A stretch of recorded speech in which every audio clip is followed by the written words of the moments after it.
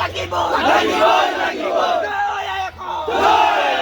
অমানিবেশন বন্ধ করা অমানিবেশন বন্ধ করা বিজেপি গো ব্যাক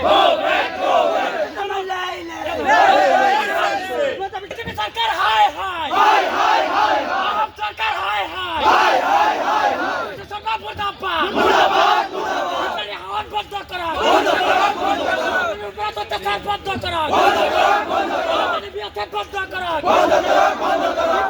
জিন্দাবাদ জিন্দাবাদ বিজেপি গো ব্যাক হায় হায় হায় হায়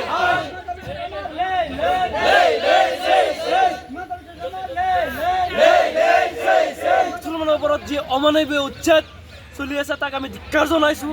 আজি বাছি বাছি আমি মুছলমানৰ ওপৰত টাৰ্গেট কৰা হৈ আছে অসমত, যি গৰিহণাৰ যোগ্য সংবিধান বিৰোধী। আজি যিসকল ব্যক্তিক উচ্ছেদ কৰা হৈছে এই লোকসকল প্ৰকৃততে কোন? এই লোক প্ৰকৃততে ভাৰতীয় লোক নাগৰিক হয়, এই লোক কোনো সন্দেহযুক্ত নাগৰিক নহয়। আজি আমাৰ মছজিদ মাদ্ৰাছা কবৰস্থানৰ ওপৰত বুলডোজাৰ চলোৱা হৈছে। গতিকে এই লোক তেওঁলোকে আমাৰ ধৰ্মৰ ওপৰত আঘাত কৰিছে, উচ্ছেদ কৰক, আমাৰ কোনো ক'বলগীয়া নাই। কিন্তু উচ্ছেদ কৰাৰ পূৰ্বে আমাৰ উচ্ছেদিত লোকসকলক পুনৰুত্থাপন কৰিব লাগে। আজি য'ত মছজিদ ভাঙিছে, কবৰস্থানত বুলডোজাৰ চলাইছে, অসম চৰকাৰে কিয় আমাৰ ধৰ্মীয় অনুষ্ঠানবিলাকত এলাৰ্টমেণ্ট দিয়া নাই?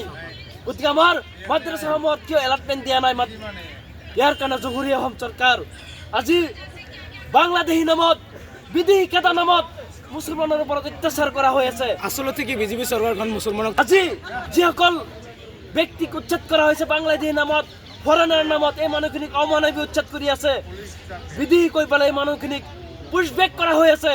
এই মানুহখিনি প্ৰকৃততে ভাৰতীয় নাগৰিক, কাৰণ ব্ৰহ্মপুত্ৰৰ গৰাখহনীয়াৰ তাণ্ডৱৰ ফলত মাটি বাটি হেৰুৱাই এখন জিলাৰ পৰা আন এখন জিলাত যেতিয়া কাম কৰিব যায় এই মানুহখিনিক সন্দেহযুক্ত নাগৰিক কৈ তেওঁলোকক নোটিছ কৰা হয়। আজি তেওঁলোকক পুছবেক কৰা হৈ আছে অসমত। আজি আপোনালোকে জানিব খায়ৰুল ইছলাম নামৰ এগৰাকী শিক্ষকক পুছবেক কৰি দিছিলে বাংলাদেশত, পিছত আমাৰ আন্দোলনৰ প্ৰতি সেও প্ৰতিপন্ন হৈ আকৌ ঘূৰাই পঠাইছে। গতিকে এনেকেই হাজাৰজন খায়ৰুল ইছলাম আমাৰ মাজত উপস্থিত আছে, তেওঁলোকক ডিটেক্ট কৰা হৈছে। একে পৰিয়ালৰ যদি গোটেই মানুহ ভাৰতীয় হয়, এজন ব্যক্তি কেনেকৈ সন্দেহযুক্ত নাগৰিক হ'ব পাৰে? গতিকে ই গৰিহণাৰ যোগ্য। আমি বিচাৰিছোঁ আমাৰ যি ডিভোটাৰ সমস্যা, গাঁৱে গাঁৱে লোক আদালত পাতি ডিভোটাৰ সমস্যাটো সমাধান কৰিব লাগে আমি বিচাৰিছোঁ। কাৰণ ফৰেনাৰ ট্ৰিবিউনেলত এক্স পাৰ্টি কৰি দিয়ে আমাৰ মনৰ টকা পইচাৰ অভাৱ, তেওঁলোকে কোৰ্টত পেয়াৰ দিব নোৱাৰে। বহুত মানুহ অশিক্ষিত মানুহ নোটিছটো বুজি নাপায়। আমি সহায় কৰিম যদি আমাৰ অঞ্চলত যদি কোনোবা বাংলাদেশী আছে আপোনালোকে দেখুৱাই দিয়ক। হিমন্ত বিশ্ব শৰ্মা ডাঙৰীয়া, আপুনি সাম্প্ৰদায়িক ৰাজনীতি নকৰিব। আমাৰ শংকৰাজনৰ দেহ হয় অসম, অসমত কোনো সাম্প্ৰদায়িক ৰাজনীতি নচলিব। আমাৰ মাজত বাতি কাটি সংঘাত লগাবলৈ আপুনি বৰমূৰীয়াক সন্তুষ্ট কৰাৰ কাৰণে, RSSক বিজেপিক সন্তুষ্ট কৰাৰ কাৰণে আপুনি যি সাম্প্ৰদায়িক মন্তব্য কৰি আছে সেয়া কোনো প্ৰতি গ্ৰহণযোগ্য নহয়। আমি বিচাৰিছোঁ আপুনি উচ্ছেদ কৰি আদানী আম্বানীক আপোনালোকে মাটি দিব। গোটেই ভাৰতবৰ্ষক আপোনালোকে বিজেপি চৰকাৰে বিক্ৰী কৰাৰ যি পন্থা লৈছে, অসমক বিক্ৰী কৰাৰ যি পন্থা লৈছে সেয়া কোনো পধ্যে আমি মানি নলওঁ। আজি উচ্ছেদ কৰি আপোনালোকে কি কৰিছে? হিমন্ত বিশ্ব শৰ্মা ডাঙৰীয়াৰ তেখেতে মাটিসমূহ নিজৰ নামত আবৰ্তন কৰাৰো ইনডাইৰেক্টলি প্ৰপ আছে আমাৰ হাতত। গতিকে আমি বিচাৰিছোঁ এনেকেই আমাৰ মানুহখিনিক প্ৰথমতে সংস্থাপনৰ ব্যৱস্থা কৰক, তাৰপিছত উচ্ছেদ কৰক। গতিকে মুছলমানৰ ওপৰত অত্যাচাৰ নচলিব। আমাৰ হিয়াৰ আমঠু জুবিন গাৰ্গক পৰিকল্পিতভাৱে হত্যা কৰা হৈছে। গতিকে আমাৰ অসমৰ হিয়াৰ আমঠুগৰাকীৰো আমি ন্যায় বিচাৰিছোঁ। যিসকল ব্যক্তি ইয়াৰ লগত জড়িত হৈ আছে তেওঁলোকক আমি ফাষ্ট ট্ৰেক আদালতৰ জৰিয়তে ফাঁচীৰ আমি দাবী উত্থাপন কৰিছোঁ। গতিকে আমি ভাৰতৰ মাননীয় ৰাষ্ট্ৰপতি মহোদয়াক, ভাৰতৰ প্ৰধানমন্ত্ৰীক আমি স্মাৰক পত্ৰৰ জৰিয়তে আমাৰ দাবী আমি উপস্থাপন কৰিছোঁ। যদি আমাৰ সমস্যাসমূহ সমাধান নকৰে আমাৰ আন্দোলন অবিৰতভাৱে চলি থাকিব। আমি বিচাৰিছোঁ আমাৰ এই সমস্যাসমূহ সমাধান হ'ব লাগিব, অন্যথা আমাৰ যি আন্দোলন চলিয়ে থাকিব। বাংলাদেশৰ সন্দৰ্ভত কি ক'ব? বাংলাদেশৰ সন্দৰ্ভত আজি বাংলাদেশত যি নাৰকীয় ঘটনা ঘটি গ'ল আমি নিন্দা কৰিছোঁ।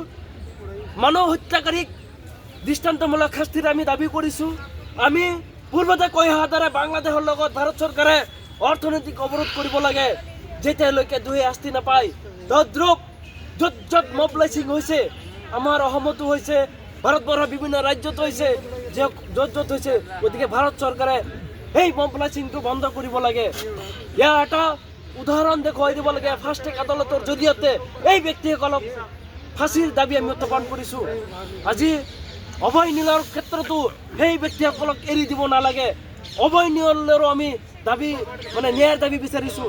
কাৰণ এনেকৈ মানুহ হত্যাকাৰী কোনো পধ্যেই ৰাষ্ট্ৰমুখলীয়া কৰ তলত থাকি দিব নালাগে। আজি আসিফাৰ ক্ষেত্ৰতো যি নাৰকীয় কাণ্ড হৈ গ'ল, আসিফাৰ ক্ষেত্ৰতো ভাৰত চৰকাৰে এটা বিহিত ব্যৱস্থা লোৱাৰ কাৰণে আমি দাবী উত্থাপন কৰিছোঁ। গতিকে বাংলাদেশৰ যি ঘটনা হ'ল সেয়া যাতে দ্বিতীয়বাৰ নহয়।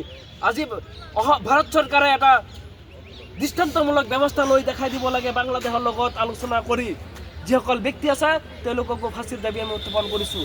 যাতে আজি অসমত ধৰ্মীয় অনুষ্ঠানসমূহৰ ওপৰত আঘাত কৰা হৈ আছে। আজি কি হৈছে, RSS বজৰং দলৰ এই ব্যক্তিসকলক কোনে ইমান সাহস দিলে?